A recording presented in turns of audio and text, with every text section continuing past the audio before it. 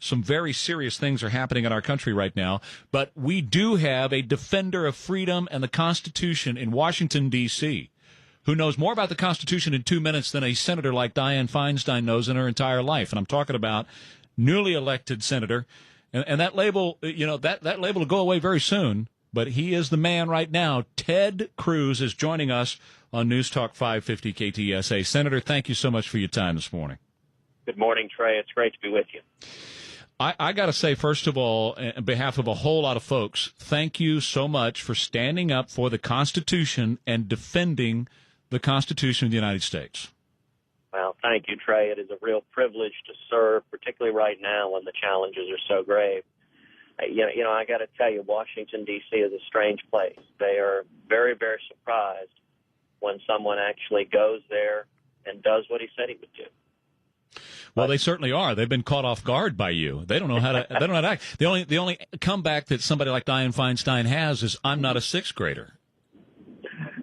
Well,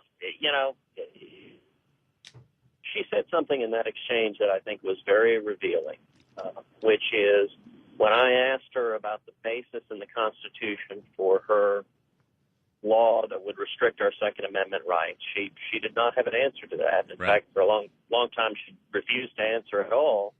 And she said, our job in Congress is to pass laws, and then the courts tell us if they're constitutional. And, that response, I think, Trey, sums up an awful lot of the problem we have in Washington right now, which is for many, many years, politicians in both parties have not even bothered to look at the Constitution. They've just charged ahead, taking away our rights and drawing more and more power into Washington. And that's what's gotten us to the mess we're in now. That's why we have a $16.5 trillion debt, because so many Washington politicians just think their job is to pass laws and to grow the federal government without even looking at the Constitution for a source of authority to do so.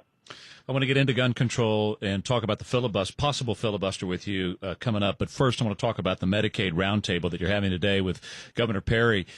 This is essential because they're trying to turn Texas at least purple, and they'd love for Texas to go all the way blue at some point. Why they want to make us more like California and New York, I have no idea. But if this goes through, if they expand Medicaid here, it'll be a big victory for the left. It would. I have to say Governor Perry had a very good quote a few weeks ago on the Democrats' plan to turn Texas blue. He said, the University of Texas will sooner change their colors to maroon and white than Texas will turn blue. Well, that's a good quote, but, I'd hate to find that Republicans and conservatives in Texas would be complacent at all. I agree, and it's the reason why I am on my way to Austin right now. John Cornyn's on his way to Austin right now. The two of us are going to sit down with Rick Perry at 9:30 this morning for a roundtable and then a press conference on the harms to the state of opting into Obamacare's massive expansion of Medicaid. And then we're going to talk through the impact that would come. The Supreme Court, in their decision, unfortunately upholding Obamacare, did have one significant positive element in it, in that they said that it was unconstitutional for Obamacare to force states to expand Medicaid, that instead states had to have the option to either participate or not.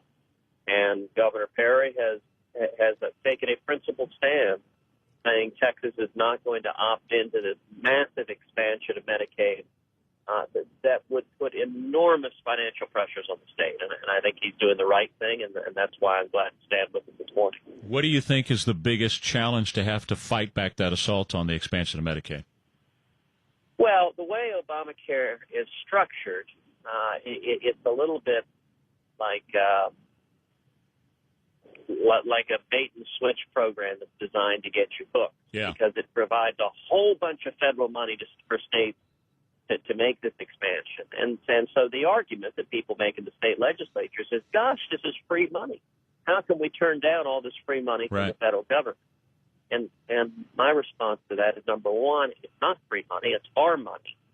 that they're spending, and we shouldn't be complicit in digging the federal hole yet deeper, digging the federal debt yet deeper that our kids and grandkids are going to have to pay down. But number two, the way Obamacare is structured, the first few years it's free money, and then the federal share of the dollars goes down and down and down, and it will become a bigger and bigger part of the state budget. So if Texas did, as some other states are doing, and signed on to the expansion of Medicaid, what we would see is Medicaid growing even faster than it is now as a percentage of the state budget and crowding out every other priority. So if you think it's important for the state to keep spending on public education, you should be glad that Texas isn't signing on to this Medicaid expansion. If you want to ensure that we have state funds to provide for our prisons and law enforcement to incarcerate violent criminals and keep them off the streets, you should be glad we're not signing up for this Medicaid expansion, because every state that does so in a few years is going to be regretting it mightily, because the pressure is going to crowd out just about every other priority on the budget. Well, what liberals are doing to us right now is unconscionable. We can't pay our bills right now, and they want to drive us deeper and deeper into debt. Senator, I will let you go. I know you're on a tight schedule. I hope you'll come back very soon, spend some more time with us here on the air. Our listeners love hearing about you and what you're doing in D.C. to stand up for the Constitution and for the American citizens. Well, Trey, I appreciate what you're doing every day, and I'll tell you it is a real privilege to go to Washington and to be standing up for Texas. And it's a great sense of strength to know that there are 26 million Texans back here at home